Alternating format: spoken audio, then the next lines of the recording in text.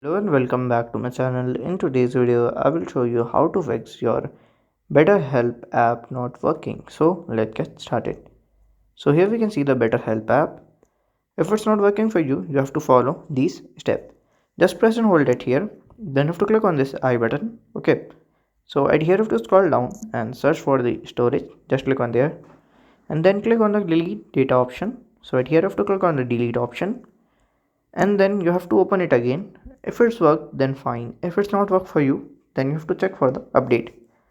So at here I will just open the google google search bar, or you can directly update from your play store, or if you're an iOS user, then you can update from your Apple store. So at here I will just click on here and I will directly search for the Better Help app. So from here we have to click on here, and then we have to click on here update button, and we can use it. So if you find this video helpful, make sure you like, subscribe and share the video.